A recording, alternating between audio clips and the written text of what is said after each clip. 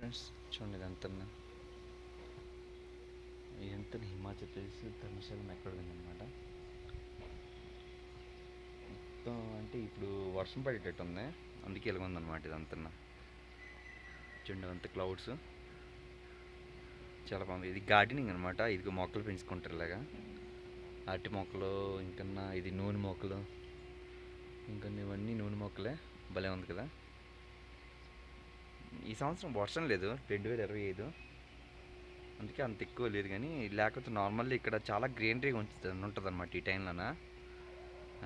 ఇప్పుడు డ్రై లాగా ఉంది పూర్తిగా.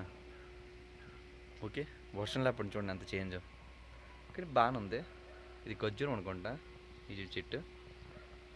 ఇవంతా చూసారా, సూపర్ కదా.